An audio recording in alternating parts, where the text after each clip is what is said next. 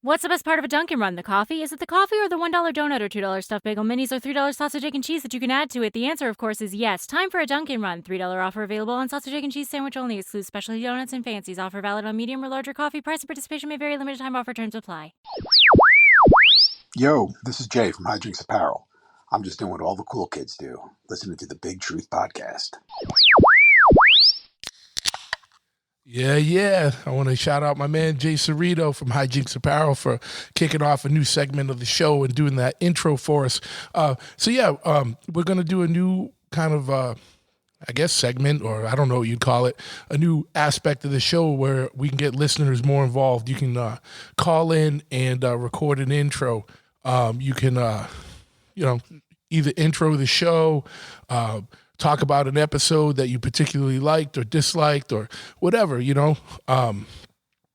just kick it off, just set it off.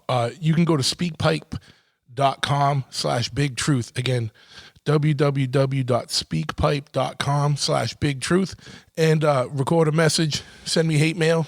I don't care, whatever. If you get something put together well enough, I will air it at the beginning of the show. And that's how you can be more involved. Or you can go to Big Truth. If you go to patreon.com/bigtruth and sign up there to become a supporter of the show, or just keep doing what you're doing and listening, but also make sure you hit subscribe, make sure you hit like, leave a review, spread the word, send it to friends, family, coworkers, whatever. Just spread the word so we can get it going and growing. But yeah, for sure.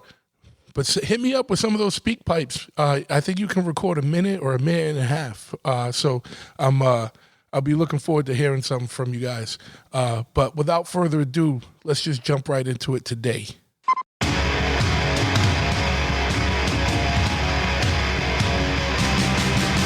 Big Truth Podcast.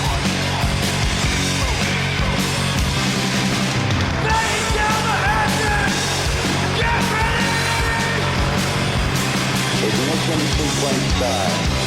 6, 5, 4, 3, 2, 1. We have a liftoff.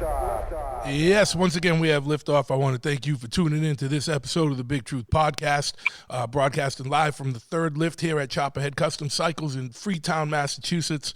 One of the last little towns in Massachusetts that kind of tries to hold a little bit of freedom, but, we're losing that daily. But regardless, that doesn't matter.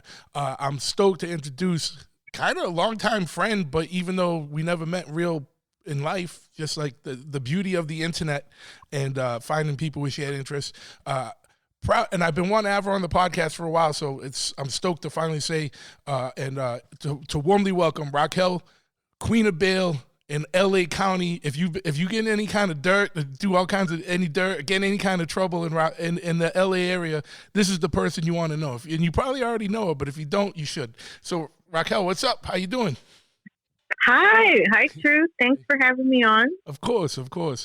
Yeah, we've talked on and off for years, just about music or dumb stuff or politics or just life. And, it's funny, when we talked the other day about you coming on, it's probably the first time we actually spoke, vocally, and not just typing. And it's just, but we were like, how long have we known each other? And you were like, what, 10 years, 12 years, something crazy like that?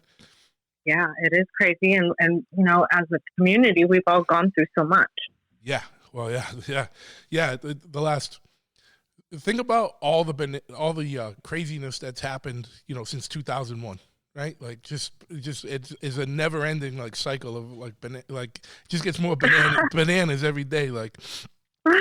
I know. I'm thinking, gosh, mass shootings and laws changing, marijuana became legal. Yeah.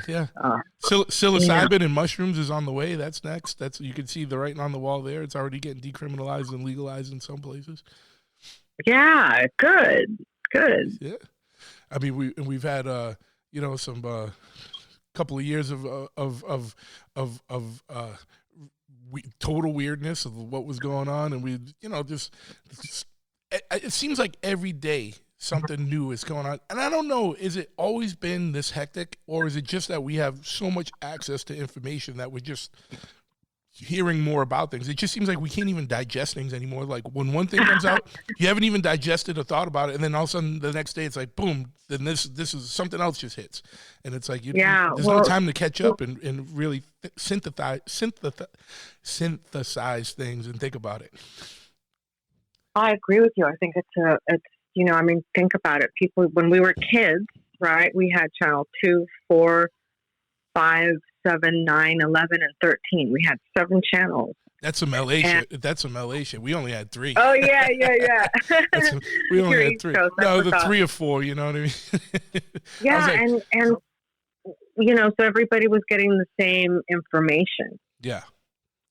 I mean, I think radio, which is kind of like what your podcast is, what radio used to be, it was a way, and still is. You can listen, like for Los Angeles, national public radios, you can get the real scoop on stuff for free on that radio channel. But like things like marijuana becoming legal and psychedelics becoming legal, that takes money away from bail bonds for sure. But there's always warrants. I mean, I knock on wood, I've been steadily busy for 17 years now, and Raquel, Queen of Bail Bonds, is super established. Yeah. Because I busted ass, as you know, for so many years, and now I can kind of just kick back and reap the benefits because now my phone rings. Yeah. Well, that's what I was gonna say. With weed going legal, marijuana going legal, that must have been a big dent in that industry. But you've been in it You've been in it so long that you're going to be able to persevere. Whereas if someone was just getting into that industry now, that would probably be kind of a fatal blow, right? Or could be. Yeah. Oh, yeah. It was like a really big secret, Truth, that I voted for that law. I voted for the law that made marijuana and a certain amount of drugs, a personal amount of drugs, legal. Yeah. In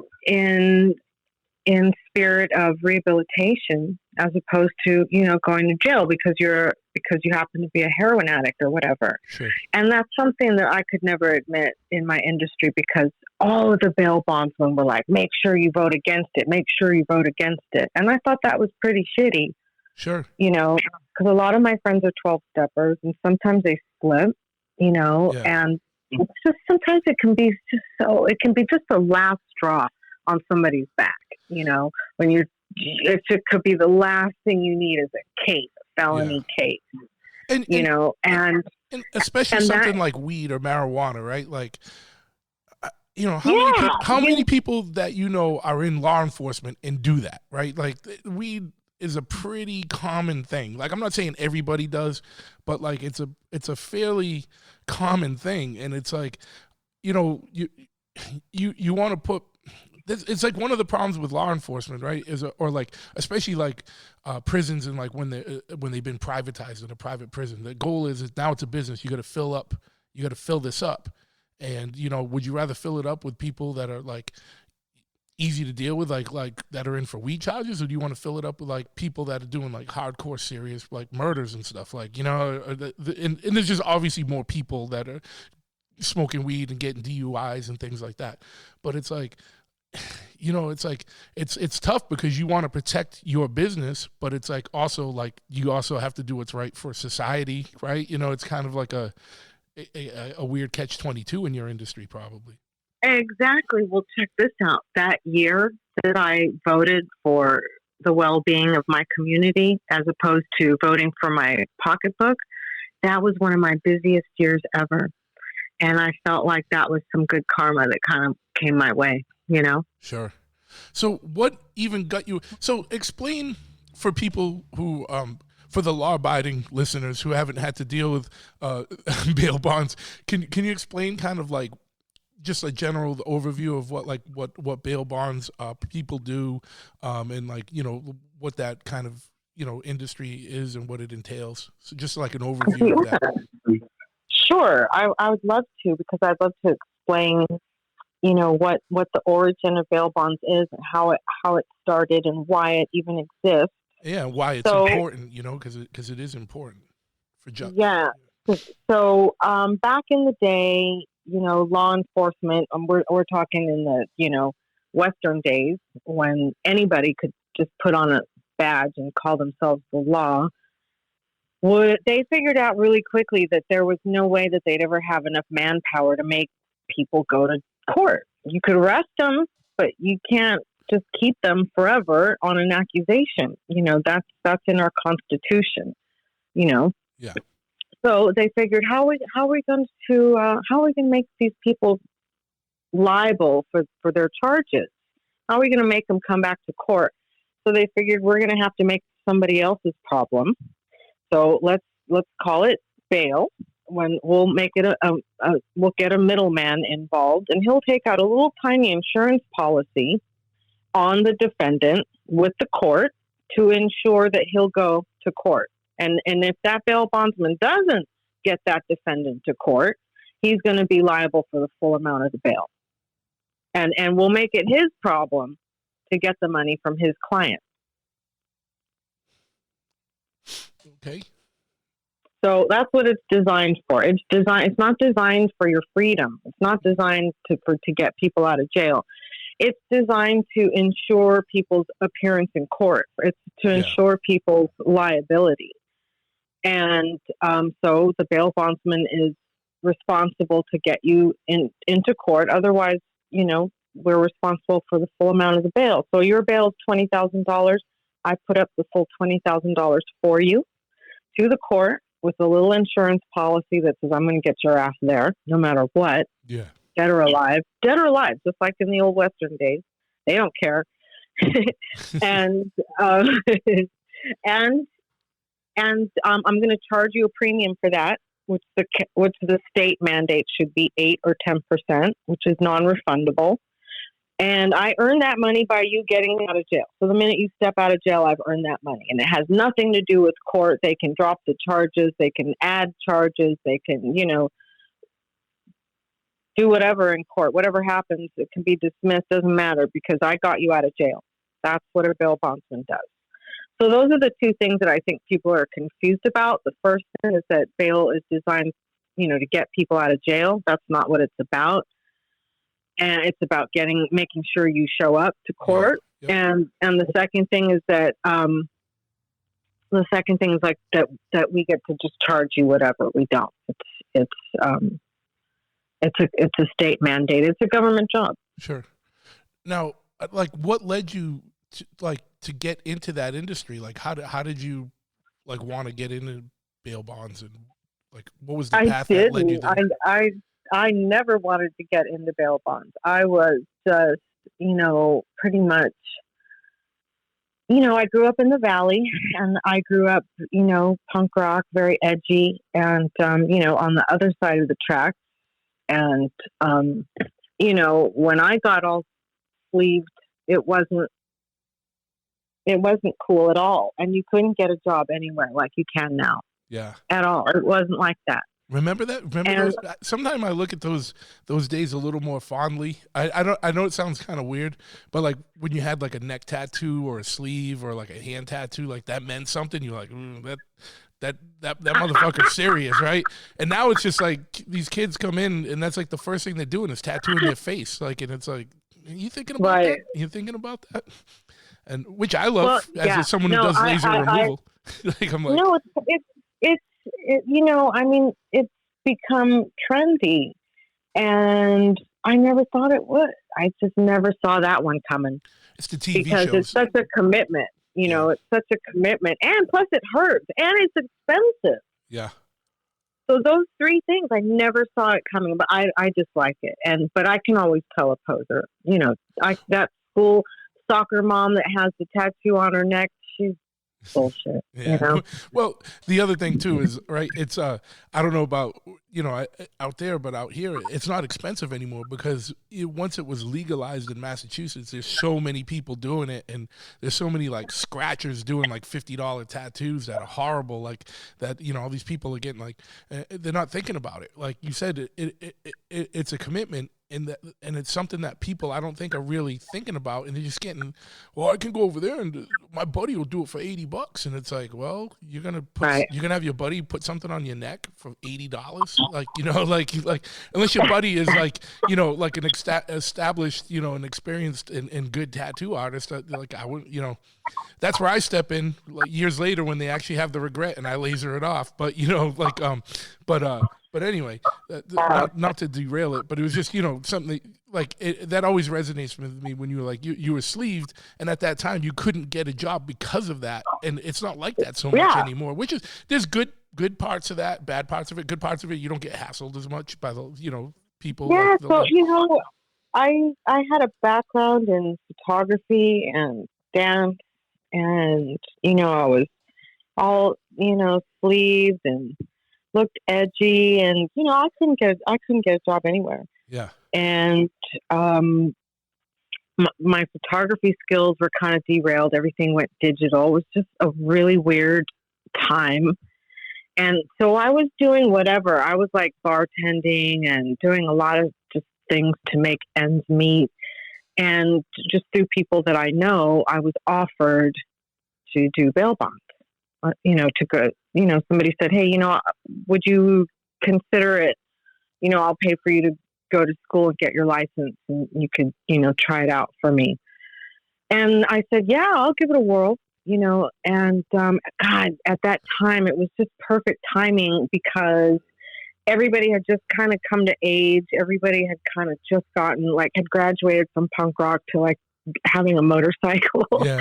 and I knew everybody, like, the stoners, the surfers, the skaters, the bikers, the, people that turned grunge or whatever that, introduced me to the graph people, to, the motorcycle builders. I just knew everybody. And so it was like, well, we could call somebody out of the yellow pages, or we could call Raquel. I kind of just, my name spread like wildfire, and it worked out really well for me. It was very lucrative. Yeah. Well, that's what I mean. We come from those subcultures, and, like, I know if I was going to, need a bail bonds person, like I would call someone I know, or someone that comes from a similar background, versus, like you said, just dialing some number in the yellow pages. Like, so yeah, that gave you an automatic in and credibility with people, I think, probably.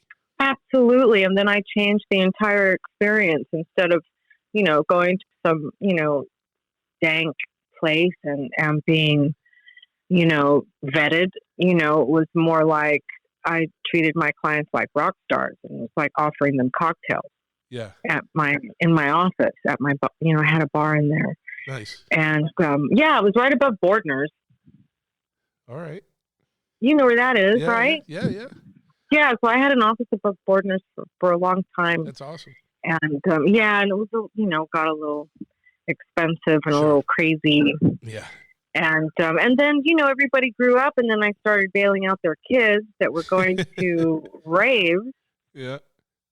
Yes, which is hysterical. It was like, oh my God, we are all really getting up there, because now I'm bailing out this generation's kids. Yeah.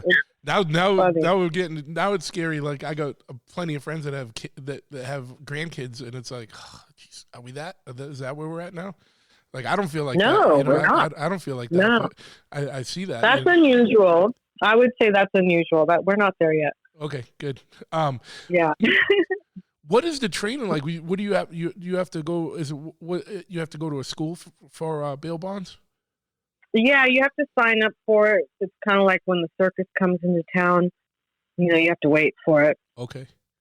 And it's very minimal, and you have, I forget how many hours you have to study initially, but the real stress part is taking the California state exam. You take it in this big federal building downtown, and, you're not allowed to have your cell phone on you, and you can't, have a belt on.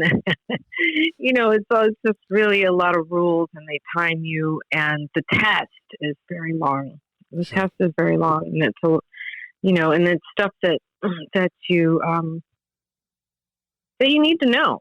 You really need to know. And you have continuing education, 12 hours of continuing education, which I think is for most in California, for most licenses. Like if you have a cosmetology license or a real estate license or any kind of insurance license or, work license, which is pretty much everything. Yeah.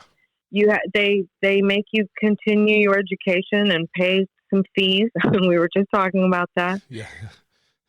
To to keep up your license. Okay. So what do you is it like law that you got to be familiar with, or like what is like what do you have to study for that? Like, or is it?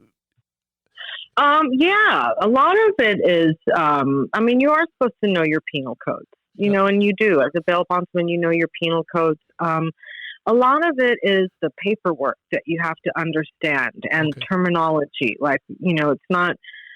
There's a language, just like any other insurance. There's a defendant, there's a principal, there's the producer, there's the contract that you need to understand so that you can explain them to your clients.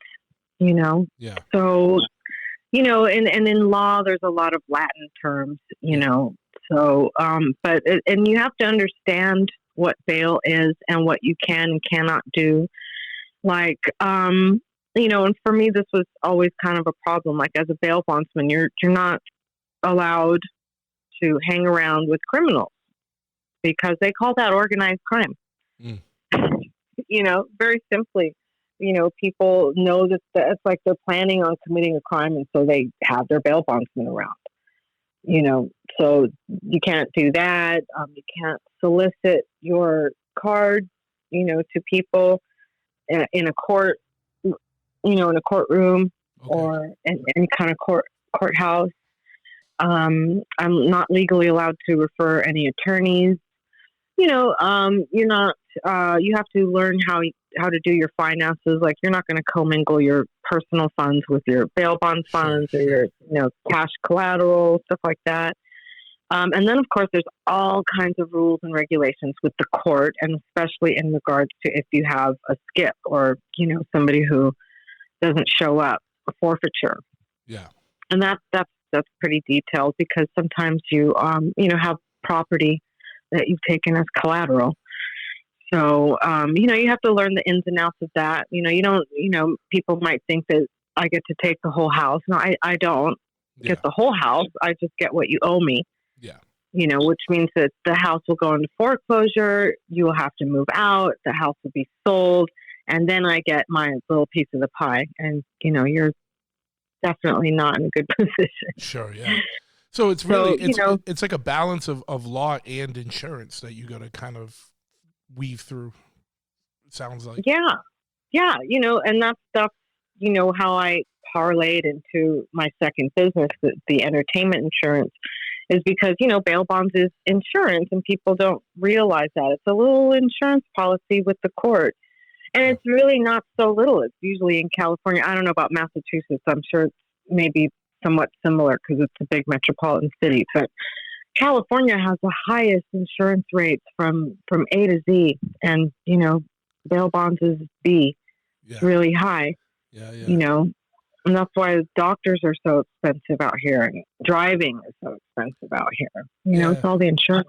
Oh yeah, same out here. Yeah, yeah. And it even with like certain things like car insurance, it even depends on your zip code and where you live. Like it goes up or down. Oh yeah. Depending on where you live. If it's a high crime area or a high break-in area or high incident of traffic violations or accidents or something, like you get charged accordingly. Yeah. So fuckers. Yeah. So we've had a couple of good conversations about a bunch of this stuff, like offline before we even got into this, but which may germinate into a special offshoot, but we'll just leave a little foreshadowing there. So like, tell me about the process. Like what's it like? Like something happens, a client gets arrested, like how do they find you, and then like what's like the intake, like what do you got to do, like how does it like work, like run through like kind of like the typical like outline of like what happens, like. Okay, well that's a good segue into a couple of other things, but my clients, unlike any other industry other than like emergency rooms, but my clients call, my phone starts ringing after like 1:00 in the morning. Yeah. when the bars start to close and the nightclubs start to close, and that's when arrests happen. People say to me, I have a warrant. What am I going to do? I'm like, don't drive after midnight. Don't drive with a bunch of people in your car. Don't drive on the strip. Yeah. All these things, because that's when cops make their moves. Sure.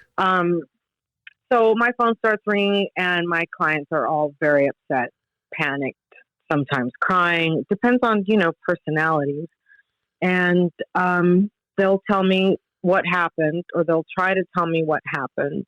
Sometimes my clients are drunk, or sometimes they're high, or sometimes they're just so upset that they're, kind of just rambling.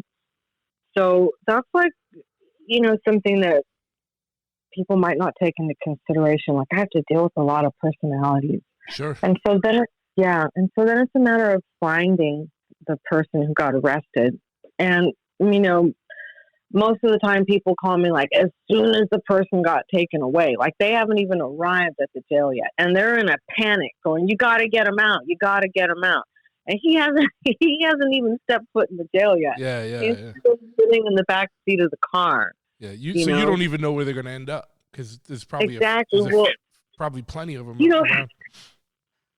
Well, things have changed. When I first got into bail bonds, when I first got my license, it was 2006. Back in 2006, truth, there were small jails in every city. Yeah. And people would get detained in a city jail, which was great. It was wonderful, because a small city jail is not that difficult, and there's not all that confusion, all that data, and all chaos. Yeah, the chaos. Yeah, and over the years, now everybody pretty much, if you're in Los Angeles, you're going to get taken to county jail. So now it's a little different. Back in the day, it was like, well, if you were in Culver City, where we weren't sure if they were going to take you to Culver City jail or Santa Monica jail, Okay. So maybe I'd have to call around, or, just kind of things like that. Find the defendant, find out what their charges are, which sometimes is not, if somebody's name is, John Schmidt, there's a ton of John Schmidt. Yeah. If your name's Mikey Garcia, there's 100 Mikey Garcia. Like my name, there's like 10 million of the same exact name as mine. Yeah.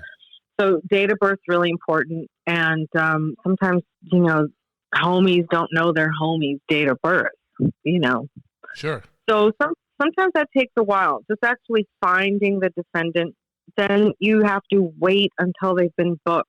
So I've already called like 3 or 4 jails. I finally find them. This is, now an hour's gone by. Then I have to wait until they're booked. So that would be like maybe between 2 to 3 hours. So then I wait, a lot of waiting in bail bonds. Then I call back, see if they've been booked, to see if I get their actual charges. If I'm lucky, I do. And then I say, are they cleared yet? So clearing means your name has to be entered through national crime data to see if you have any warrants in the nation, from east to west. And that takes a long time. Then I have to wait for them to clear. And then I call back again. I say, are they cleared? No, they're not. Wait, hours. And then they're finally cleared. And then I get up and go and post the bond.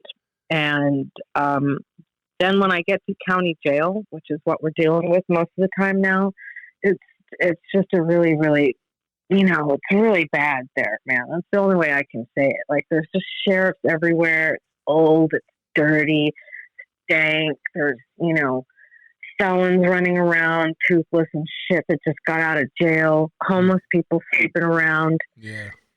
And you got to step over bodies, maybe 1 or 2. And you go up to what's called the inmate reception center. And, it depends on what time you're there, but sometimes it can go smoothly. Sometimes I can end up waiting there for up to 3 to 4 hours. And, and you can hear like all the loony bins screaming and hollering, and the sheriffs, they're yelling and screaming because they're angry, and you don't want to sit anywhere.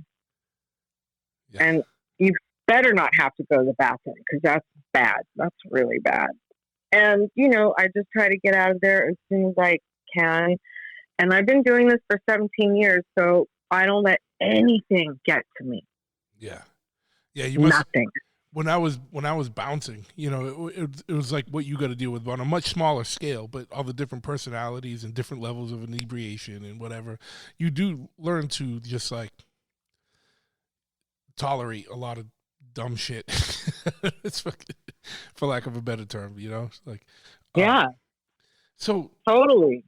So what's like your day like? So you start at like pretty much midnight or whatever, or is it like is your average day, or is it just whenever you get the call you gotta deal with it? Yeah, there's daytime bail too. I seem to be really lucky. I'm really, really lucky. I get a lot of daytime bail, which is like when somebody calls me in the morning and we're doing, banker's hours, and I'm driving doing bail during the day, which is fantastic. I love that. And that happens a lot too. So it just depends. I mean, there's been times when I haven't slept for like 2 days because I've just been really busy. And, but things have changed, and now bonds are much bigger, since drugs are off the table. Now what's left are, bigger crimes. Yeah. And so the bail amount is bigger. So now I'm doing much bigger bonds, $100,000, $150,000, $200,000, $250,000 bonds. No. And oh, sorry, go ahead. I was just going to say, so I don't have to work as hard. Yeah, yeah. So the volume has gone down, but the quantity of like the bond has gone up. But it's not doing more. It's just they're bigger. Yeah, exactly. So it's like evened out with me doing less work. Okay. Now, does it work? Like, how does it work? Like, do you have other people that work with you? Like, but like, so say you get 3 calls at once. Like, how do you deal with that? Like, you know what I mean? Like, or if you're out on a call and you get another one, like, how does that all work? It can be crazy. I tried to have other people work with me over the years. At one time, I had a princess of bail and a duchess of bail. There you go. Yeah. And the princess of bail, I thought she would do really well because she kind of had a business mind on her, but she just had, I think, just too many kids. She had a lot of kids, and and people are impatient. And the Duchess of Bail had a lot. She had a lot of people that knew her that were all knuckleheads, so that was great. But she was drama girl, and I told her, "Look, man, you can't be like spreading that drama under your Duchess of Bail thing. Like, can you separate it?" Yeah. And she was like, "No, I can't." She said, "No, I cannot." Yeah. And I said, "Well, then you're fired, because I can't have all your personal drama, which is wacky doodle, being underneath my business name." Sure. So now I've been doing everything on my own since then.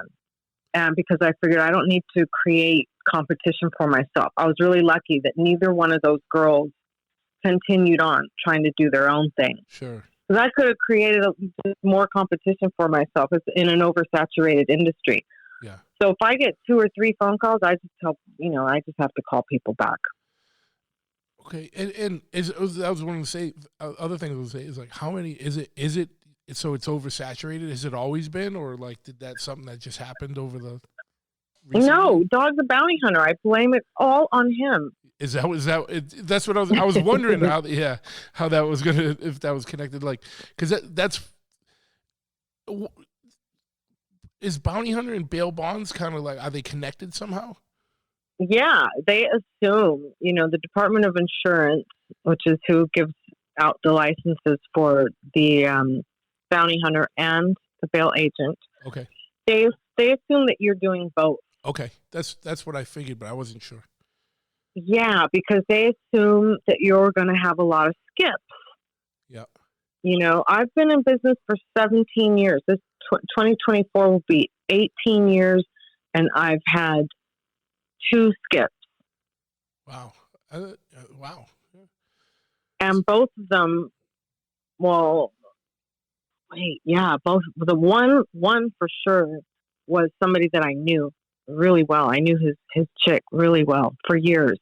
So that was really, a betrayal. Sure. And then the other one was just like some stupid kid. It was so dumb. And it was somebody that I knew, like, nephew or something.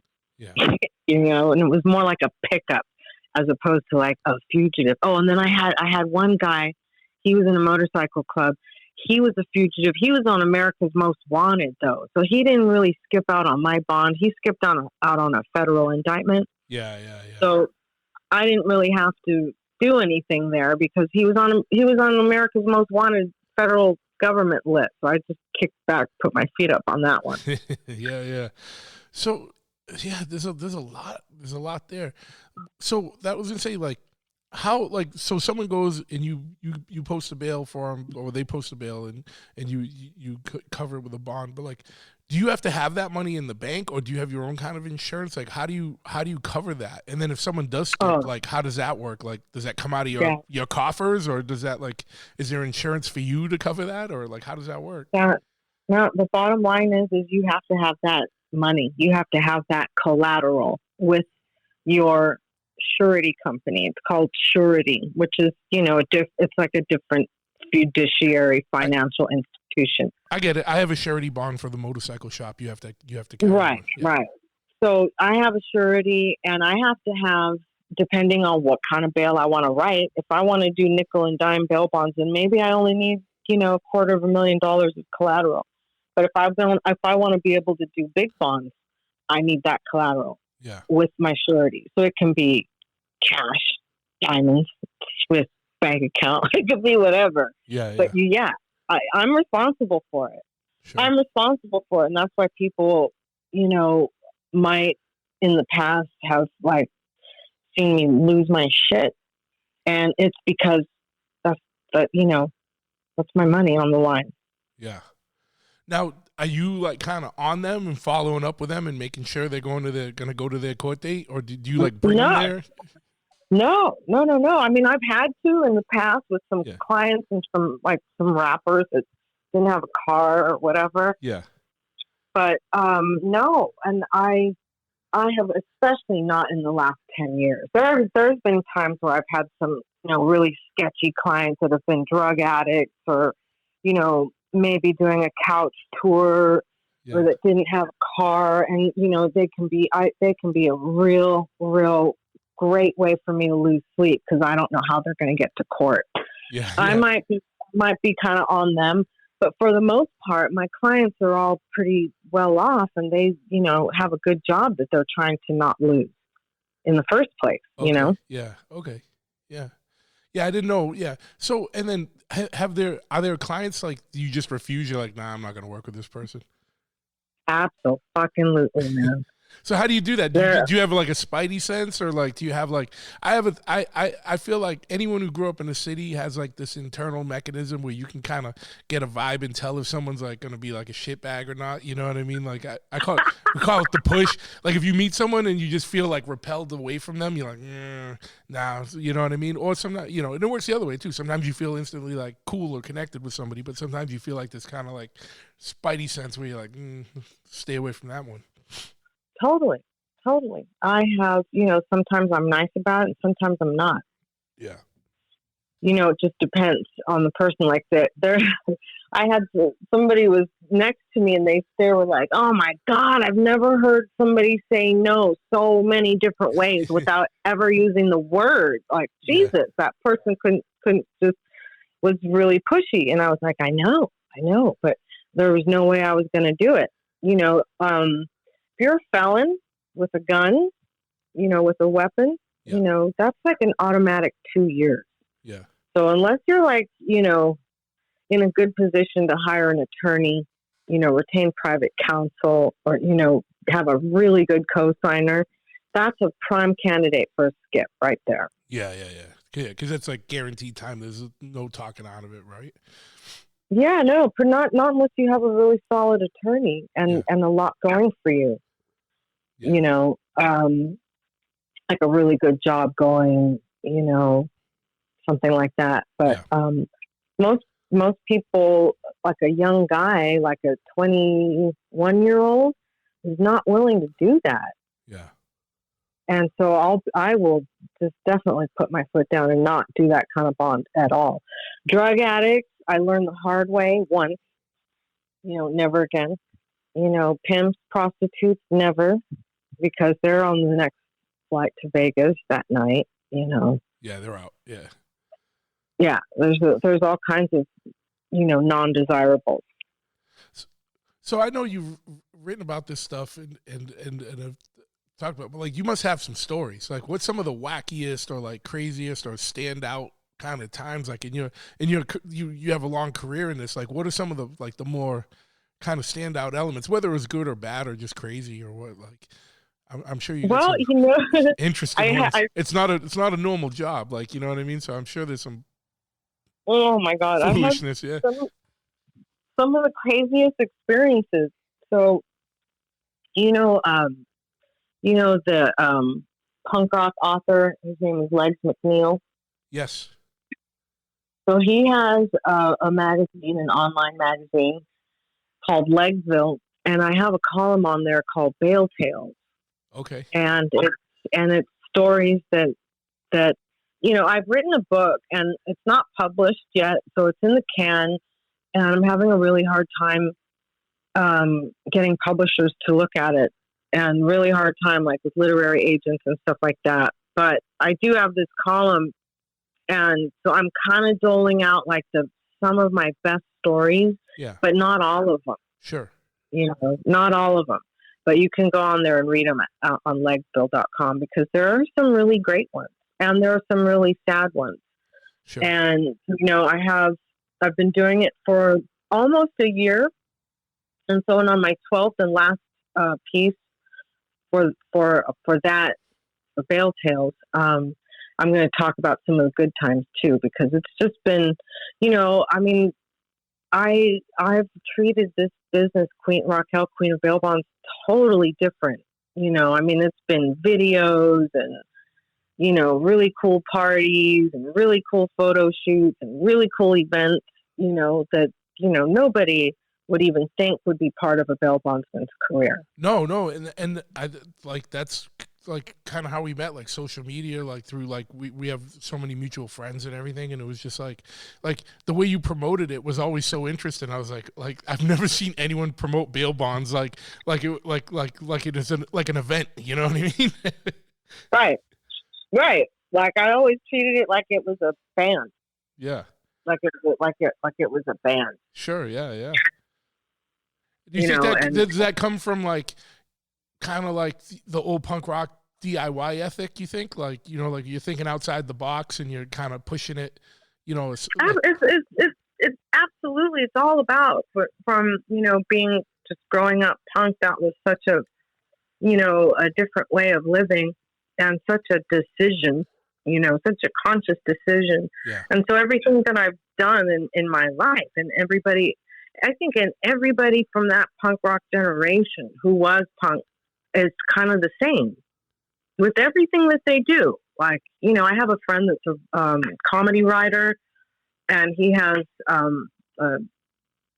t-shirt line called "Everybody Sucks But Us." And it's super, super edgy, and he was punk before, likes all the good music, it's like any, artist, that grew up in that era, they, just have something that's different, something, that no other generation has. Yeah. So we were thinking different by the time we were 16. So, it just never changed. Sure. Yeah. And it's always been, very anti-establishment, very stick it to the man, that's where I've always come from. Yeah. Very anti-cop. Yeah. No, I get it. Especially like when, when it wasn't, I feel like punk is more, not co-opted, but it's more, like everything's more tolerated now than it was when we were young. Like you said, it was a conscious decision, because you were going to get, every day you were dealt with bullshit because you were punk rock, like, every day, whether it's from a cop or from a jock or whatever. Like, and I'm not, whatever. But just That's like right. regular townie, whatever motherfuckers, whatever. Like you were getting in Yeah, a fight, you were getting in some kind of altercation or fucking some kind of conflict every day, and so. Yep. You overcame that. I think that gives people, like you said, a perspective and a strength and a resilience and a that isn't the norm, because we didn't live in the norm, and that's why we know all the people from all these other subcultures that like you said earlier, like punk rock kids retired and got into motorcycles or whatever. That was the next thing that was loud, fast, dangerous, and and do it yourself and all that. You know what I mean? That's why I got into all that. I never got out of punk, but like I got more or hardcore or any of that. But I got into the next thing. You know what I mean? That was the right. next Well, progression. it was the next way to to flip off the man. Like how now what am I going to do? Yeah. If I'm not going to flip you off with my mohawk, I'm going to flip you off with my fucking exhaust pipe. Yeah.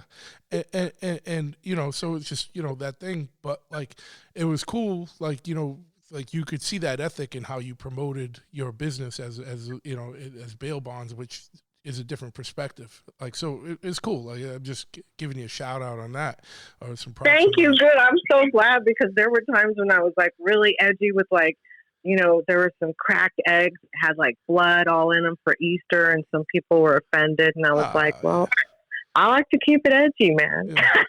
That's all I could say. You're dealing with bail bonds. Like who's upset about like you know what I mean about that stuff. It's like you're making children's books. You know what I mean? Like whatever. Yeah.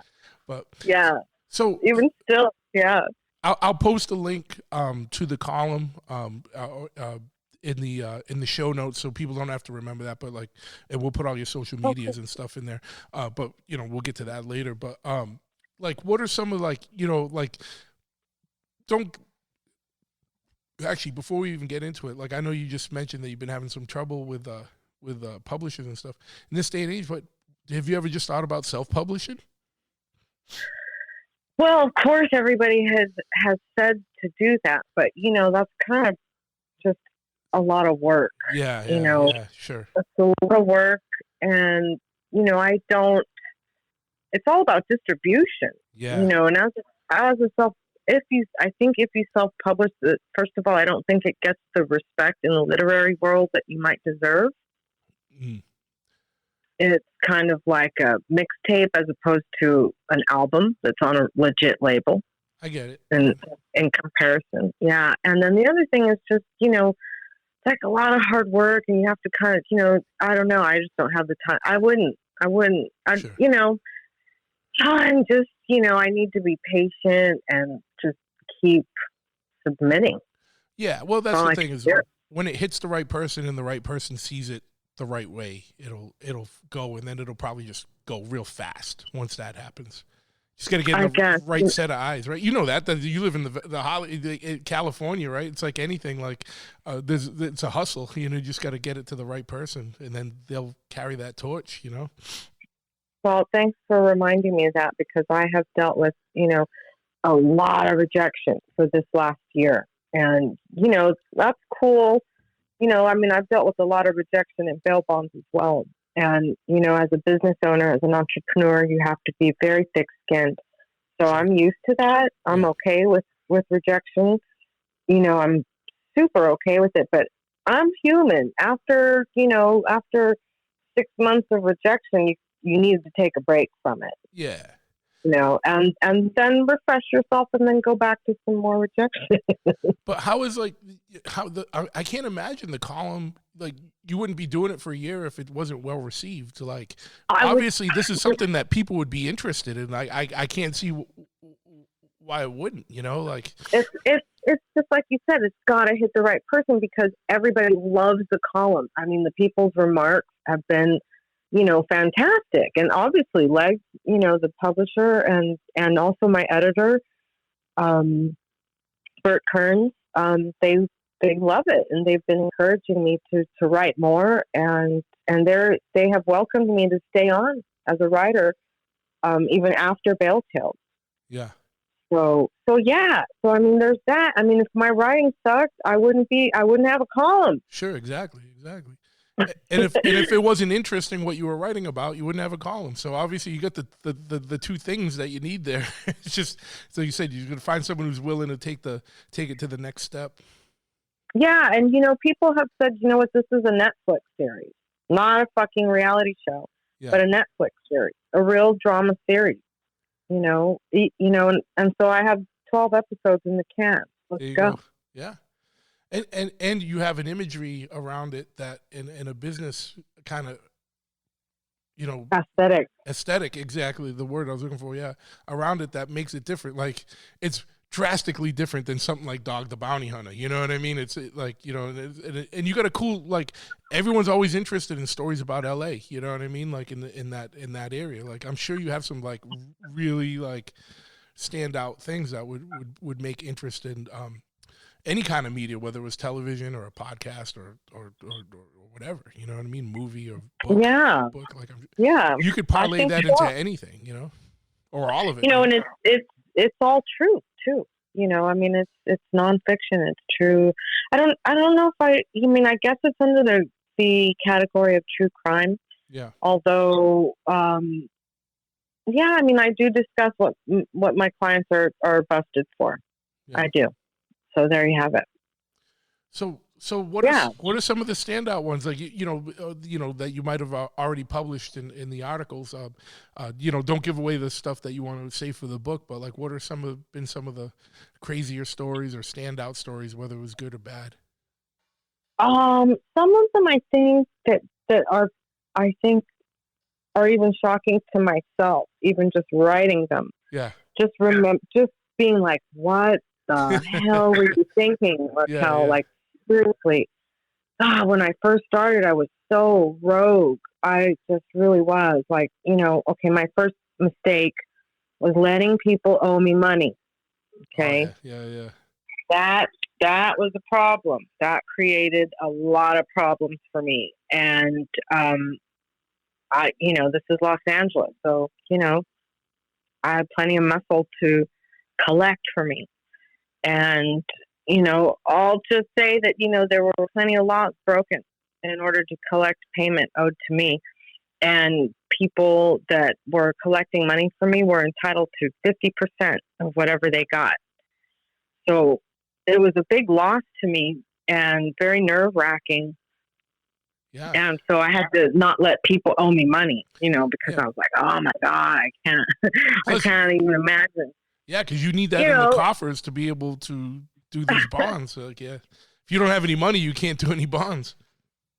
Yeah, there was some guy that he was really good at collecting, but man, he just was so crazy about it.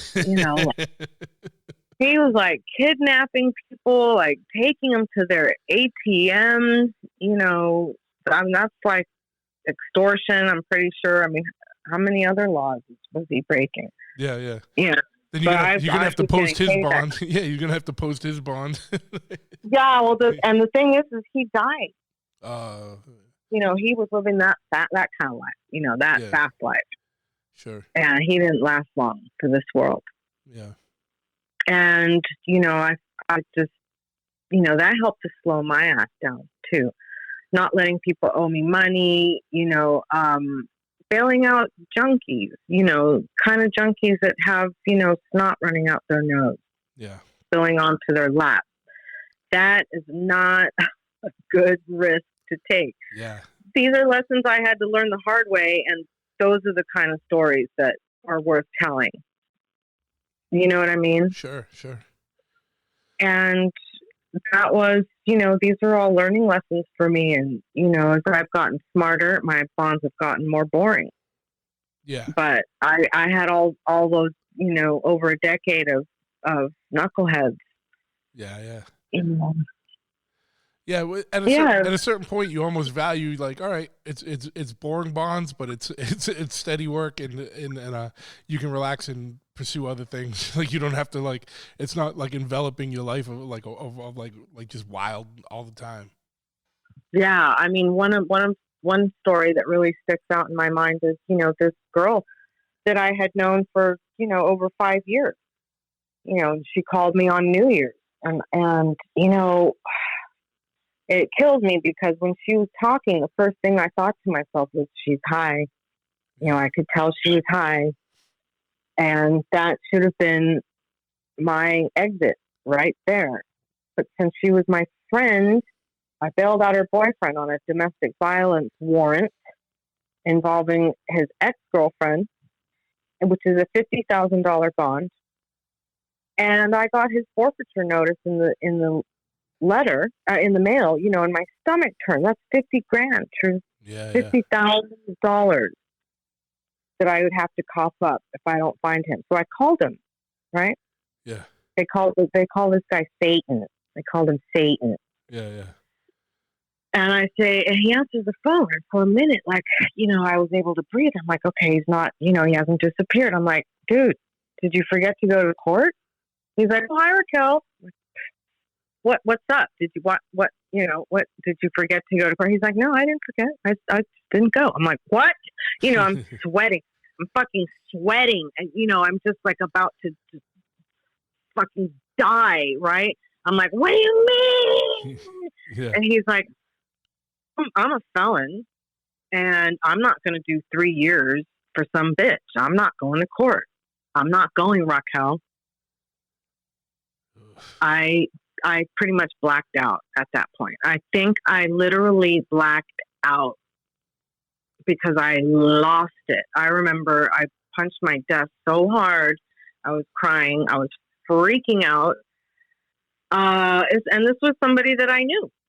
Yeah, that's the worst. This was a betrayal.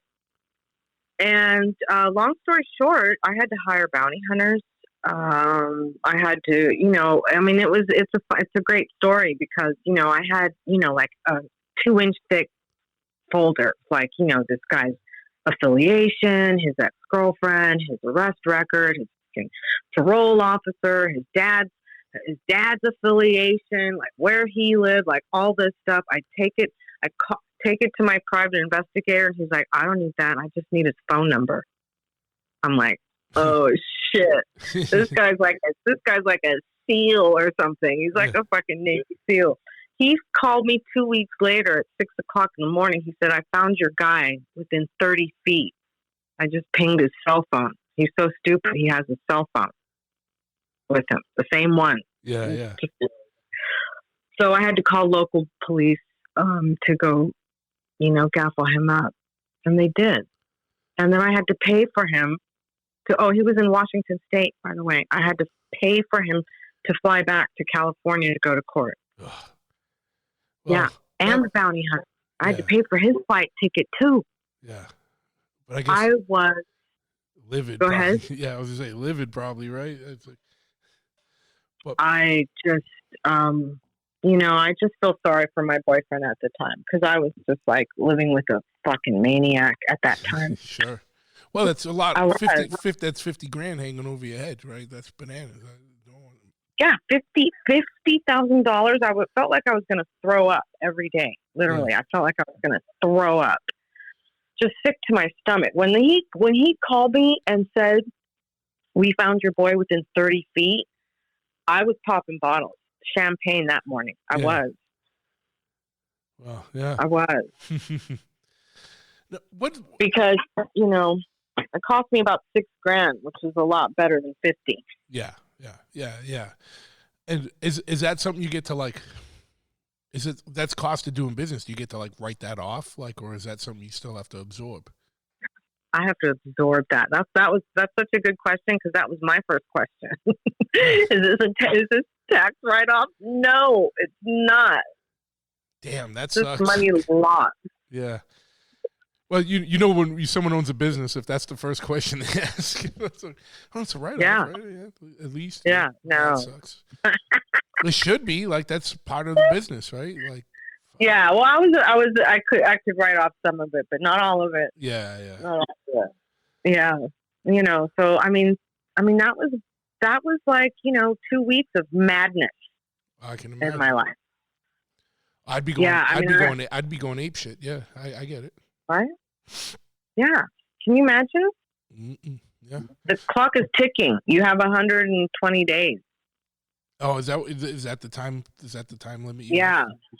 Yeah, you have a time limit. And then, I would have to file a motion for an extension. And that is not free. And, the last thing I want to do is go to court and deal with a judge and feel like I'm in trouble.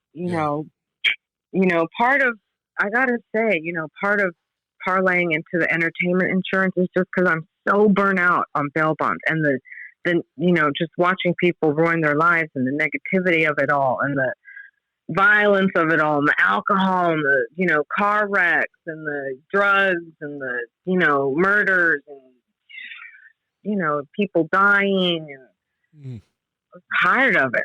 Yeah. Yeah. I'm sure that's going to wear like that industry. Like, is it common? Like, is it like, do people like do that till retirement, or is there like do people get out of like 15 years, 20 years or something? Or is it, like, is that, what do you mean? Like when someone goes into like bonds, like, is that like, do they do that the rest of their life, or do they, or is it like, is there a lot of burnout and people like leaving that industry? Oh, well, yeah, I think there's a lot of old timers that will never leave, Yeah. and then there's the big corporate ones like Aladdin or, Bad Boys, Yeah. but, and then there's people that, think, oh, I'm going to do this. And they don't realize how hard it is to generate a clientele, and they get out just as fast and as whimsically as they got in, Now, when you started, did you work for somebody else and then start your own business, or did you just go right out on your own? Oh, no, I started working for somebody first. Yeah, the guy that talked me into it. Okay, and then, he got you into the school and all that. Yeah. And the very first bond that I wrote that he paid me on, I was like, well, I'm missing 1%. Where's the 1%? And he said, oh, well, I made a deal with so-and-so that every bond I ever did for the rest of my life, I would give him 1% of the bond. Oh. And I said, well, that's a deal that you made. He's taking it out of your end. And he said, oh, I have to take it out of my end? I said, well, this is the beginning of the end, right? Yeah. And it basically was. He wanted, that was a deal that he made. Not me. Sure. Can you believe that shit? He tried to pull that on me. He tried to make me absorb that. Yeah. So, I was just like, all right, motherfuckers, I know. Okay. So I started sharpening my nails and just knew that I needed my own business ASAP. Yeah. What was and it took me a few years, obviously. Yeah. And so what was that transition like? Like, is it like, did you have to wait to like kind of establish a clientele and get the lay of the land with the business, and then it made sense to just go out on your own? Yeah, I mean, yes, because I had to work up enough collateral and kind of, figure that out. Sure, yeah. And figure out, bringing my book of business, trying to get a contract to be a bail bondsman on my own. Starting out kind of small, so I had to find the right surety company. And, for the longest time, I always had like 2 or 3 jobs while I had my bail bond business. I've worked at flower shops. I have bartended. I have worked at appliance parts shops where like I literally was emptying the inventory of little teeny tiny appliance parts and stocking them in a warehouse from pallets. Yeah. I mean, I've worked at an air conditioning place because I just wasn't making enough. I was too scared, and then I finally said, okay, I can't. I was working as a receptionist at a weed dispensary, and I was, I had to roll all these joints. I had to roll like 100 joints a day, and I was just sick of it. I was so tired, and I was sitting there rolling joints, and I said, I'm not going to do this anymore. And I finally made that decision and just did it. I just did it. I had to bite the bullet. And there's been a couple of times where I've had to get a day job, just because I've been nervous, and times have been slow. Yeah. During like 2008, 2009, remember when we were in a recession? Yeah. Yep. I worked at a place called Paper Source where they have like art supplies. Sure. And, and I just do what I have to do. If I had to get a day job tomorrow, I would. I'm not too proud to do it. Yeah. I'll always keep my businesses and keep my licenses. But, in Los Angeles, there's good years, there's slow years, there's great years, and sometimes you got to, I'm supplementing my income right now with the entertainment insurance. Yeah. Well, it must have been crazy through the pandemic because no one was getting arrested and there was like no court. There was like, or like very limited court or like on TV or over Zoom meetings and stuff. And just, that must have been a really slow time. Don't make me cry. I just plowed through my savings for a year. I can imagine. Yeah. I didn't do one bond for a year. That's not insane. one. Yeah, that's insane. I had zero income for an entire year. That's when I went to school to get my property and casualty license because I was like, this is my only form of income. Yeah. And I was really, up the creek without a paddle during the pandemic. That's when I realized I need another form of income that's legal. Yeah. And what's entertainment insurance? Like what's that entail and like what's kind of like the story of that? Well, I come from an entertainment family. My parents are actors. My mom's an actor. My dad was a musician and a singer and an actor. And so I've been around that my whole life. My parents have been Screen Actors Guild Union and Musicians Union. So, the entertainment insurance is insuring a feature film from, every piece of equipment to every actor. Okay. All the liability, all the health, all the workman's comp for a feature film, for a short film, for a theater production, for a video, for a photo shoot. And then, of course, I love boxing, so I know boxing promoters, so I've been soliciting to them, and they've been giving me a really nice opportunity to insure their boxing events. Wow. Yeah. So that's part of entertainment insurance, like events, festivals, Sure. And then I do a commercial insurance too. So my goal is to insure a couple of skyscrapers. That would keep me healthy for a minute. There you go. Yeah. Yeah. No, I've, when we put on events before, we've had to get insurance for the event. So I get it.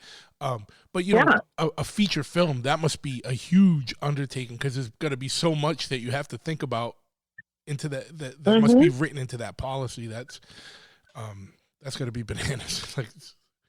Yeah. Well, there are some standards, it's not a new industry. Yeah. Yeah. So at this point it's pretty dialed in of what you need. And there are always kind of set limits for each, everything's, category. insured. Yeah, exactly. And so, I like it. It's very easy, but it's definitely, I feel like bail bonds is steaks and entertainment insurance is kind of like hot dogs. Okay. So I would have to do a lot more entertainment insurance. Sure. But that's the goal. I kind of, like now at this point, the bail bonds is just running like a well-oiled machine. But if I don't know you, I'm probably not going to bail you out anymore. I'm kind of pretty much just on a, kind of a very, very niche clientele. Yeah. The books are closed. You're not taking new clients unless it's someone you know. Pretty much, yeah. No. Yeah, like I don't take cold calls. Put it that way. Okay. No way. Mm-mm. Now, I was curious. What is the experience like between the relationship between like a bail bonds person or like a bounty hunter and like other law enforcement? Is it something like do they give you guys shit? Do they respect it? Or That's such a good question. That's such a good question, Truth, because you know what? Bail bonds, we're treated like the redheaded stepchild. Yeah. Yeah. And bounty hunters are treated like, half a cop, a wannabe cop, Okay. Tried to be a cop. Because most of them wanted to be a cop, but couldn't be for whatever reason. Okay. Something came up in their background check or, I don't know. But yeah. So No, not nice. yeah, because I was wondering like what they would think about the bail bonds people. It's like, oh, you're just getting these people out, or whatever. Like, because No, they're horrible.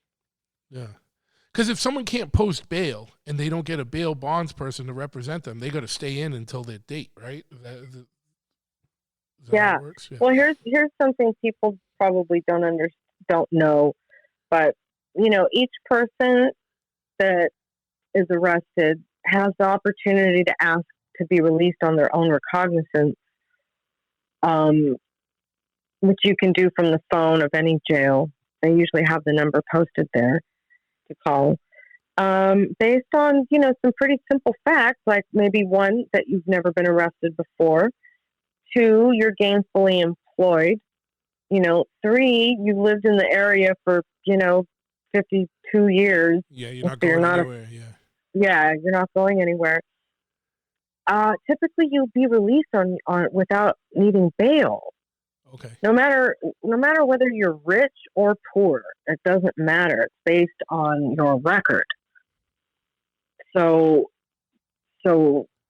there's always that opportunity, and then there should be also the opportunity to lower your bails. Also, again, based on those facts. So there's, it's not like everybody has to bail out. Yep. And but yeah, if you don't bail out, you have to wait until your next court date, and then your next one, and your next one, and your next one. Yeah. Which is pretty bad. Sure. Yeah.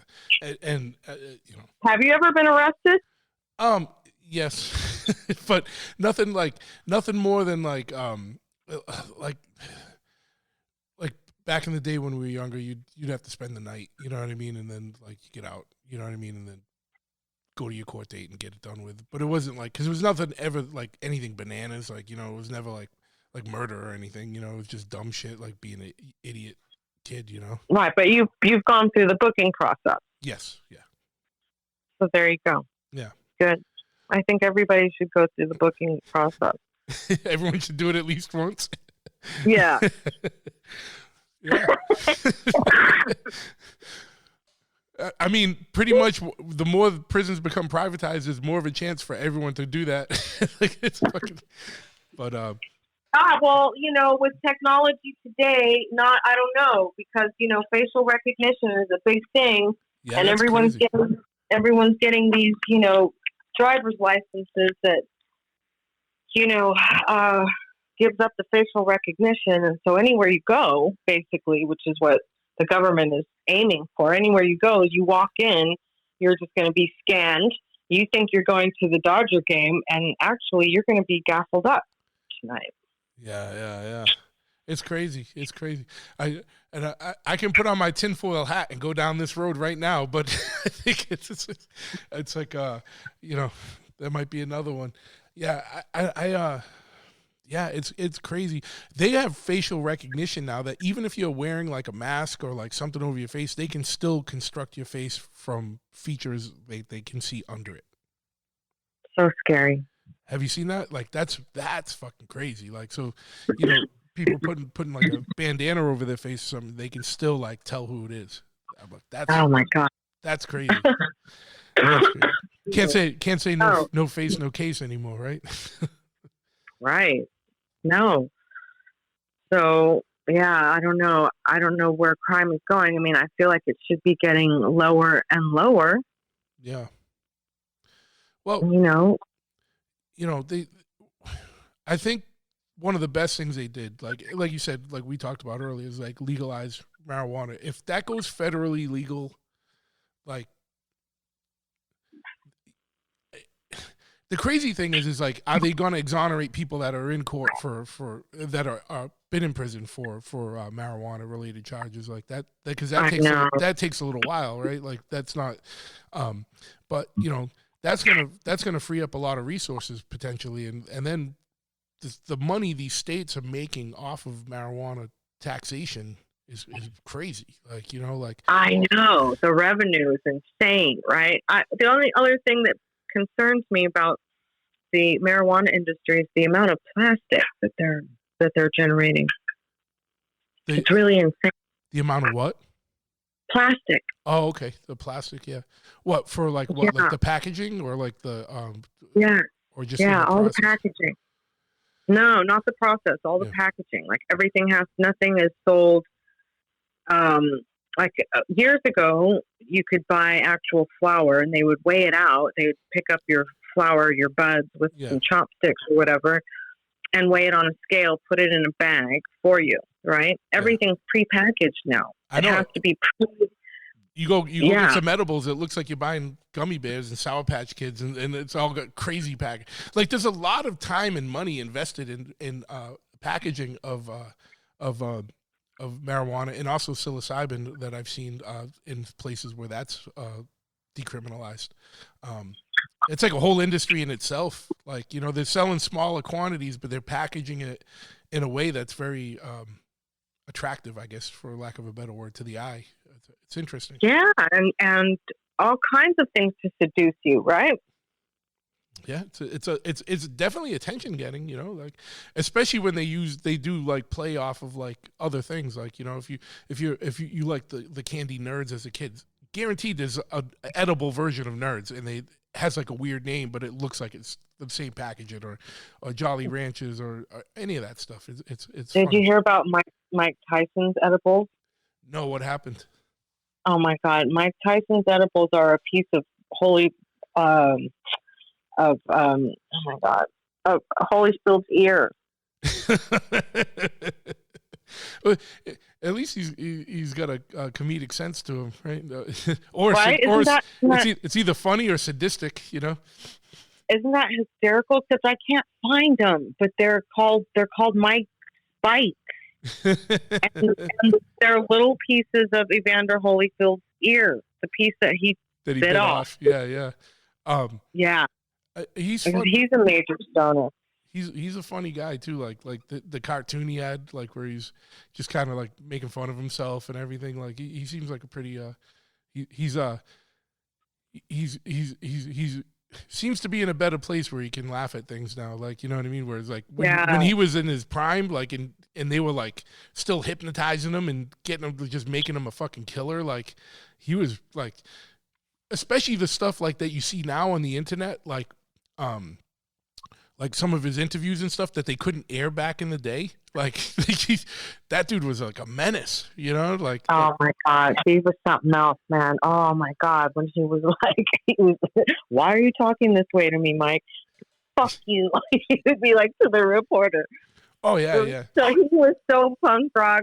I mean, it was fucking fantastic. Oh, I love it. The shit he would talk to other fighters, and like just like the craziness, like and it's funny because he was like a complete animal. Like, he was just like, like God of War. He was a God of War. But I that was such a great time when I was a kid that like. You looked forward to Tyson fights. It was like always the best thing you looked forward to, but it was also the biggest letdown if you paid to get those fights and they were over in like 30 seconds or 1 round or 2 rounds. Like, and it's just like, man, we just paid for this. Like, you and your friends pooled all the money together to get it and like force your parents to get it. And then it was like, damn. Yeah. I know. Right. Yeah. That's the downside of it. But you're big into boxing, like you were saying. We talked offline, but also like with the entertainment stuff. Like, what got you into that sport, or attracted you to get involved in boxing? Well, you know what? I just feel like I got really lucky.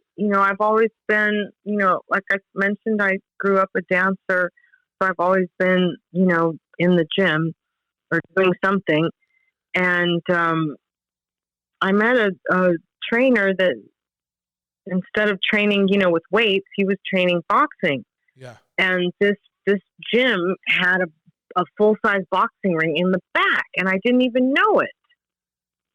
And I took a class, and I fell in love with it. And so I've been boxing for 8 years now.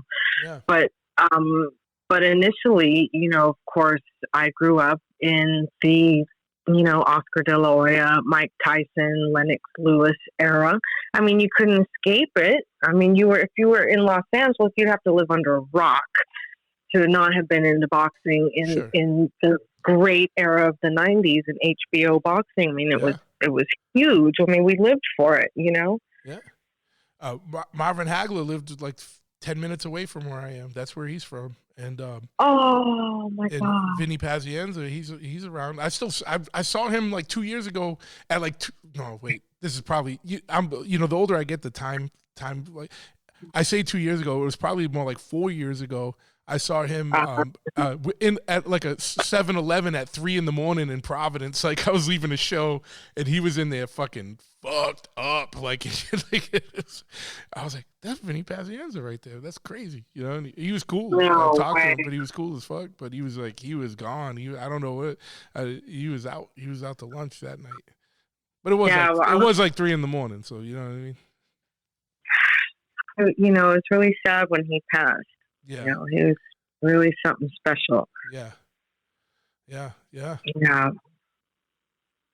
So yeah, I love boxing. So there's a couple of promoters I've been fortunate enough to be insuring their events. But you know, it's when you get into a business late in the game, you know, people have been working with somebody or a broker for a really long time already. Yeah, of course, yeah. So it's hard to break into it. It's like almost you got to be there, and you got to be there when that other person retires or gets out of the business, and then you pick it up. Yeah, I feel like, you know, I feel in life timing is very important with everything. Yeah. Well, the good thing is like boxing as a sport isn't going anywhere. You know, it'll be here, and and you're still young enough. I mean, you still got enough years, you know, where like you'll be able to get in more and more as more and more of the older guys retire, get out of it, you know. Yeah, that's for sure. I mean, I think that people for a long time were saying boxing is dead, and that was a long time ago. Boxing still isn't dead. So no. It's actually it feels like there's like a resurgence, like the last few years for sure, like that.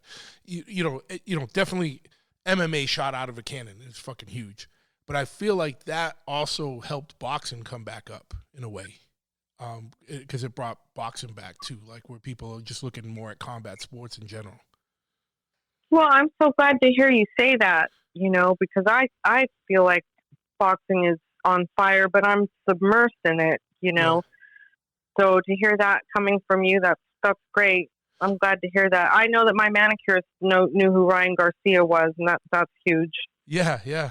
Well, that was a big fight, you know, and that was a huge fight. And but I got to admit, I don't follow boxing as much as I did when I was a kid, you know, in those days in the 90s and stuff. But it has been grabbing my attention again. I have been starting to pay a little bit more attention and watching some of the bigger fights again. As much as I can, you know, 3 businesses. I'm crazy going all the time, but it's been interesting, and I'm glad to see it come back because, you know, in this day and age where so many things are getting, I just feel like as a country we're starting to get a little demasculated, and I'm not saying that in a bad way. Like, you know, everyone's like, oh, toxic masculinity. This, I'm not getting involved in any of that, but I just like to see some fucking, you know, combat sports. It's cool. I don't know, because, you know, I'm not putting any other spin on it. Like, it's cool. Like fighting's cool, and, you know, as a kid, well, as someone that grew up having a fight all the time, yeah, like I like seeing that. Like, I'm not advocating going on the street and picking fights. Like, I'm just saying it's like it's good to see it in a professional capacity. The science of it, like it seems like the training, like it's way more. It always was a science, but it's like it's getting way more dialed in now, and like athletes are just like kicking it up like notches, like beyond. Like, you know, there's not another Mike Tyson right now, but you know, there's like the way people train and the way people go. Like, there's a lot of advances in the sport. That's all. I agree. It's on some next level stuff, man. Especially if you know, are a fan going way back to, like, you know, Joe Louis and Jack Dempsey days. You know, it's just everything is just incredibly advanced compared to back then. You know. Yeah. Now, do you fight? I know you train, but like, do you spar? Nobody wants to fight me. Nobody wants to fight me. You're the terror of the valley over there. Nobody wants to fight me. No, there's the thing. I like to kind of, be able to dance with somebody and be able to work on my footwork and shadow box. But I don't do any sparring. Okay. Any sparring with headgear. No. Yeah. I was just curious. Yeah, I'm not, my front teeth are not that great as it is. Like, I'm not trying to lose them. Yeah. Well, that's the thing is like with these trainings like this, like you can, doesn't matter. You don't have to be in a professional arena. Like you can get fucked up just training, like sparring and stuff, or even just training, like. Oh my God. Even with the slip bag, it weighs like 12 pounds. If I don't get out of the way, that thing will give me a shiner. Yeah. But yeah, no sparring. Mm-mm. And if you see it, when I don't know if you do any combat sports, but not right now. I did for a couple years. I was doing the Israeli fighting, the Krav Maga. Okay, so then you're used to close physical contact. Yeah. It's intimate, some people aren't used to that, and I'm not, I don't want somebody all sweaty up on me and shit. No, it's just something you got to deal with though. If in any of those. Right. But it's, it's not for everybody. No, it's not fun. Yeah. And the older I get, the less I want something like that too. You know what I mean? Like when you're 20, you fucking whatever, roll around, fight, whatever. Now I'm like, I don't fucking touch you, man. Fuck you. Right. Like, that's why my God. I'm blind. I don't know if I'm feeling that. Yeah. And Krav was a lot of like striking, a little bit of groundwork, you know what I mean? Like, but being able to more just defend yourself from ground positions and stuff. But it was way more striking and explosive violence and getting out of the situation. But like jujitsu, like jujitsu and stuff like that, it always seems interesting. I got like a really bad shoulder arthritis from weightlifting accidents. But like, so I haven't played around with that. But like, I don't know. Like, I know you get over it, and it seems like there's a lot of skill, and there's a lot of like, it's like a game, like where you got to anticipate moves. It's like a game of chess. And it seems interesting, but I don't really want to roll around with somebody. That's the science of it for sure. But I thought Krav Maga was like it was like teaching you main arteries to slice and stuff like that. It's literally it's so where I went, it was in South Boston, and it was like legit teachers, and they had three. They had the civilian class, they had a law enforcement class, and the military class. And the civilian class was a lot of defense, a lot of drill work, like a lot of just like, like striking and crazy drills. Like it was a real good workout, and developed a lot of strength, developed a lot of techniques.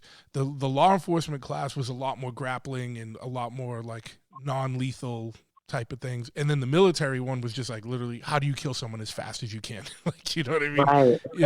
Right. Literally, it wasn't like there was no joke. It was like, no, this is like, I need to kill you as fast as I can. And so that's what that was, Right. That's what I think I've heard of that class.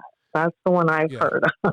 I was still bouncing and being a doorman when I was training that, and literally nothing I learned in that was applicable to me working a door. Like it was literally just all devastating. You know what I mean? It was like someone's attacked. Yeah. It was just like defend and then counterattack, like as hard as you can. Explosive. It was just explosive violence. It was like that main artery on the inner side now. Yeah. Done. It was fun. I would like to get back into something like that again. I feel like the older I get, like, and I'm just keep doing weightlifting and stuff, and I feel like I got to do stuff to improve flexibility and whatnot. It was fingers in the eyeball. Oh yeah, it was. They taught you all that: headbutts, fingers in the eyes, like throat work, all kinds of throat work, like. Right. Punch him in the throat right away. Oh yeah, they would show you. Pressure points and things like, there was all kinds of interesting stuff that, I've used through the years here and there when I've had to, like, you know what I mean? But like not a lot, luckily. Yeah. But, Well, I always felt like I might have to, I it's always amazing felt like I might have to. when you train a lot, like, and you consistently do things that, you train a lot of things to become muscle memory. So it just comes back to you like in the moment. You're not even thinking about it. Like, I'm sure with boxing, like it's like that. Like you train certain combos, and it's like that combo becomes like muscle memory to you. Like, yeah, of course, totally. Yeah, it's awesome. So what else Absolutely. you got going on? You always got a ton going on. You got your shop and your book. You got the entertainment insurance business. The bail bonds. What else? Yeah, I'm wearing 3 hats right now. And I'm trying to. I actually signed up for it. Well, I submitted an application for an internship for a writer with the studios because it's a different format. It's a different application. Everything's different to write something that will be, spoken as opposed to something that will be read. Sure. And it's a program, and you have to apply for it, and you have to be accepted. So if I do that, I'll then be, taking off even further in that different direction. I will always keep my bail bonds, but I can't keep up that pace of what I was doing for sure. With all the events and the videos and the photo shoots and the car shows and the, different swag bags and all that. I can't, I did it and I'm finished. Yeah. You know what I mean? I get it. Absolutely. Even with with the motorcycle shop, like when we were younger, doing the videos and the DVDs and doing all kinds of stuff and, hitting every show and blah, blah, blah.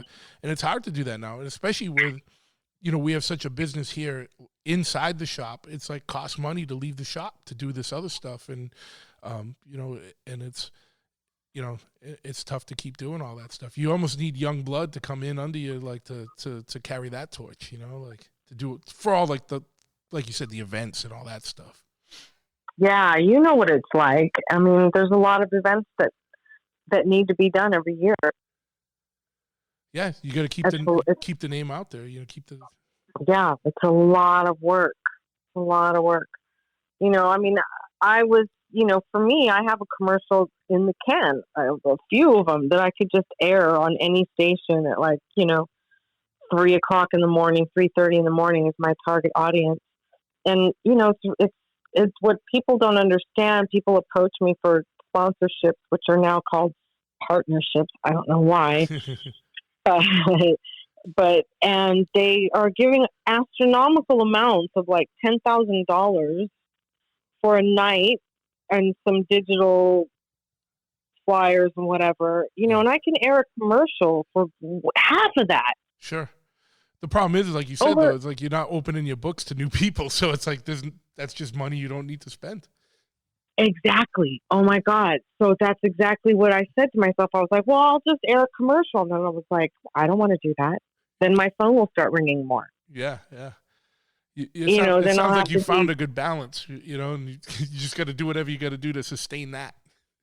Yes, exactly. So that's what I'm doing. And I've been, I've been trying to stay off social media, just taking a break from that shit too. Yeah.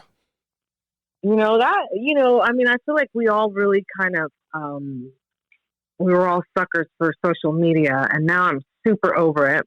Oh yeah. Yeah. And, my attorney was like, you know what, Raquel, you should focus on being kind and being happy and focus on, what your next move is going to be in your next chapter. And that's been resonating with me really well, just thinking about what's really important at this stage in the game is just enjoying life for me, making sure I travel, liking my home, being with friends and family, working less as possible. Sure, yeah. You know? I'm not trying to work as hard as I was back then. I feel like I put that work in and then some, you know? I get it. Yeah. I feel like that too, but then I take on new shit like an idiot, you know, and then I'm like, oh, I want to do this now. I just like learning new things and doing new things, and then I just get super involved in that for a while, and then it's like, oh, now it's another thing I'm doing. Yeah, well, the writing has been that for me. You know, that all started with me just being, you know, doing copywriting for my business. Yep. And then starting a blog for my business, which then, you know, got me into writing. And then I just, you know, when you like something and you want to do it, you find a way. Absolutely. Well, it's cool. Like you have a unique perspective, and you're writing about a kind of a unique industry with unique experiences that isn't a common thing. I mean, yeah, I mean, there's bail bonds people all across the country, but it's not like, you know, being a a cashier at some place or something. It's not something a lot of people know about, you know, and I think people will find it interesting, and you keep pushing that. Like you said, it makes for interesting stories, whether it's however it's told, whether it's through a written word or through a screenplay or through a documentary or whatever. And it's especially when people can see the real thing and not like the glitzy, dumbed down Dog the Bounty Hunter version, which is the same thing that happened with motorcycles with all those dumb TV shows. Like, you know what I mean? Everyone thought, you know, our Dog the Bounty Hunter is like OCC, you know, like the, you know. So Right. It's just like, it kind of, it's cool because it brings things to the forefront, but it's also not cool because it puts like a weird spin that isn't the reality of what it is out there. Yeah. Well, do you think that era is kind of over with? I mean, it is for me. Yeah. Oh, but yeah. I don't know absolutely. what other people are saying. Yeah, absolutely. Like, but it, you know, and the same thing happened with the tattoo stuff, but that's why all that stuff got popular. But yeah, Hollywood did its thing and capitalized off all these subcultures as much as they could. And then when no one cared anymore, they're on to whatever the next thing is. And I don't know what the next thing is. I don't watch much TV, you know what I mean? Like, or if I do, it's like on Tubi watching old 60s biker movies or like dumb things about aliens or something, you know? Yeah, but I think that's because our friends all don't have reality shows anymore like they used to. Yeah, right? yeah. We used to get called all the time to do reality shows, and it was just like, it was funny because they'd come out, you know, and put money into like making a pilot, and it was always the same thing. Oh, we love what you guys do. We love what you guys are about. You guys are cool characters. You know, you get the Boston thing and blah, blah, blah. And it's gritty and blah, blah, blah. And then they come out and they want to do this reality show. And we like film this pilot or do this, or the pre-pilot or whatever stuff. Like the different ones went to different lengths.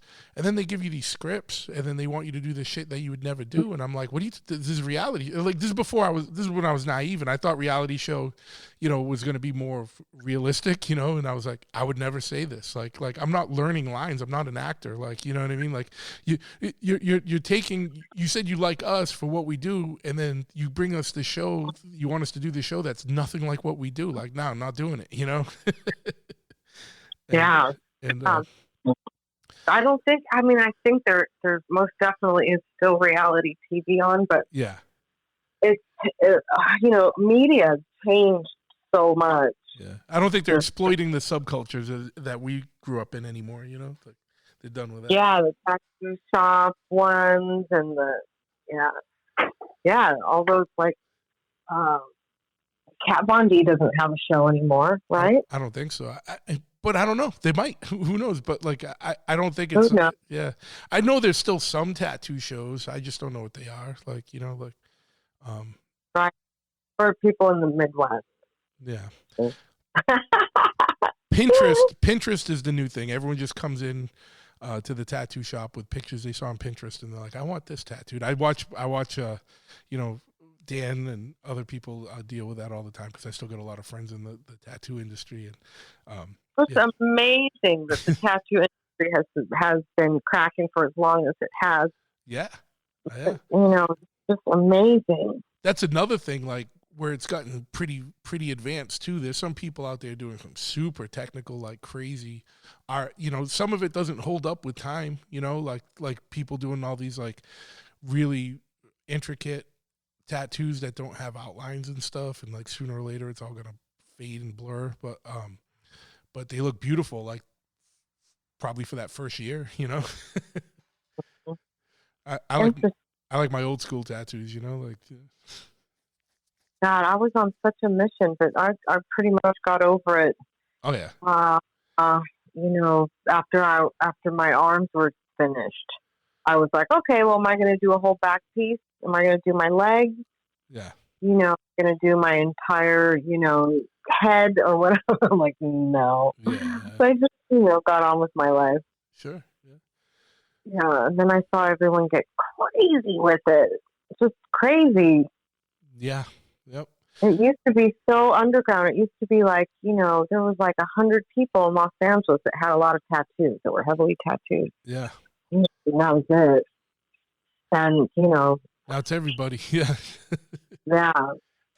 Yeah. Well, hey, like I said, there's pros to everything and cons to everything. It's good. If it makes cops and whatever leave me alone more, cool. You know what I mean? Like if it's easier for me to get a loan because it's not as stigmatized when I go in with tattoos on my neck, like cool, but yeah, and so many great artists have been able to, have make a good living. Oh yeah, plus, tattooing is if you're good and you're smart and do things right, it's a pretty lucrative career. Yeah, I mean, I see a lot of my friends have shops in LA, and I'm so glad to say that they're all still open, all of them, and from the Valley to ones on the Sunset Strip. It's like anything. If someone's real about it and they're going to do it no matter what, and there'll be trends, there'll be highs and lows, and it's like you said, like some people are built for it and they're true and they're into it. Like with bail bonds, right? You said there's some people that get into it and they find out it's not for them or they don't want to deal with the craziness of it and they get out. And some people, then you get the old timers that are still there. It's like with anything. If someone's legit into it and they they'll last it out. Yeah, so you're going to be coming out to LA anytime soon? Not that I know of. I got to, because I have to go to one of those shows that they do one of those outdoor shows under that bridge there. Do you know what I'm talking about? Those big ones. That's huge. I gotta go see one of those. And obviously, I got a lot of friends out there, so I definitely want to get out. Well, let me know. I will. I haven't been out since it must have been right before all the shutdowns and everything. I haven't been out in a few years. Since like 2020. Probably. I mean, yeah, since like 2019, right? Probably 19. Yeah, if I had to put it. Yeah. If I look back, this is one thing that social media is good for. Like now that there's like you've been on certain things for long enough, like you can go back in time by just like scrolling through your own feed. like oh yeah, that was 2019. I can find a picture from that. I know, it's crazy. Yeah, but what's going to be crazy is when sooner or later we're all going to die, and then these profiles are going to be out there like ghosts forever. You know what I mean? Like you're going to be able to watch it. Think about a kid now, right? That gets on social media now, is got an Instagram at age 10. When that motherfucker's 80, that stuff is still going to be there. They're going to be able to go see their whole life. Like, that's crazy. They're going to have like 80,000 pictures up. You know what I mean? And they're going to be able to go through that whole thing. Like, that's bananas. Like, weird to think about. It is. Weird to think about. It is. Well, we used to have them all on print. Yeah, photo albums. Yeah. Which I really miss. Me too. I really miss photo albums. There's something about holding a physical object, like a photograph, or even like a record and stuff, like, which is cooler than just having it in the ether and streaming it through your phone. I'll always think that. Especially if it's a good picture, you can blow it up and like see it big and not just on like a little, 5-inch screen or whatever size they are now. Like, I know an actual like 4x5 Yeah. or 5x7 or an 8x10. Yeah. When you blow it up, to the 8x10s, it's cool. Like but you can have 10,000 of them in your phone. You can't, like, if you had 10,000 regular photographs, it'd cost you like $80,000 to print all those, and then you'd have to have a storeroom for it. So you know what I mean? I know. Pros and cons to everything, right? For sure. I mean, when we were kids, we weren't so picture crazy. No, and you would have like a couple per year like that, like made it into a photo album, and you remembered those forever. You know what I mean? But like, oh, there was his 8th birthday, and you remember these kids going crazy. Just dumb Not shit. Not every single day and every single sandwich that you ate. Yeah, exactly. Yeah. Oh, this was a great pizza. And I'll take a picture. Yeah, right. Yeah. People just take pictures of everything now. And I don't even go. Yeah. They're saying that, okay, so when we were growing up, the greatest generation was like, okay, the greatest generation. But now there is going to be no more greatest generation, and it's us. It's Generation X that they're saying is like the smartest, the most prolific, the most level-headed. Yeah. And I'm hoping so. I'm hoping that that's true. Yeah. Well, yeah. And it's up to us to make the generation under us better, but they're not listening. Well, they're voting. Yeah. Yep. Which we'll save for another one. Yes, we will. But hey, look, this has been great. I gotta cut out though. I was telling you earlier, I gotta cut out around. Yeah. Why don't you give? While we're on the topic of social media, why don't you give some of yours out so people can find out what you're up to and what's going on? Oh, okay. I am Raquel, Queen of Bale, on Instagram. Yep. And I am Bond Girl Raquel on Twitter. Okay. And then where was your article again? Legsville.com. www.legsville.com. Yep. Yeah, it's called Bale Tales. I think people will like it. Everybody's given me a lot of compliments, and thank you so much for having me and for hanging out, Truth. Absolutely. And you got a little taste of it here, but go read the articles, because I'm sure there's going to be a lot more like cool details and funny stuff, like, that, because like you said, the written word, like, you have more time to think it out and really plot it out and put it down. And go read those Bale Tales, because I'm sure it'll be endless entertainment. And get the book when it comes out. Get the book when it comes out. We'll make sure when that book is done, I'll let you know. Yeah, and I'll give. You're gonna have to. I'll buy a signed one off you to give away to one of the listeners. We'll figure out some kind of contest or something. Absolutely, I'll be doing some kind of book tour. That's what I'm hoping. Absolutely. All right. Well, let's not. Let's talk again soon. And thank you so much for coming on and spending time and educating people to what the world of bail bonds is like, and important information. If you ever find yourself in trouble, like make sure you take care of shit right and show up to court. If because this motherfucker's repping you, like, make sure you show up to court and don't screw the bail bonds person. Like, they're the ones helping you out. Thank you so much. All right. Thank you. Okay, bye. If you own a vehicle with less than 200,000 miles and have an auto warranty about to expire or no warranty coverage at all, listen up. CarShield has a low-cost month-to-month vehicle protection plan that covers more parts than ever. Visit carshield.com/audio to find out how you could pay almost nothing for covered auto repairs. Drivers who activate this vehicle protection today will also receive free roadside assistance, free towing, and car rental options at no additional cost. Get your free quote today at carshield.com/audio. That's carshield.com/audio.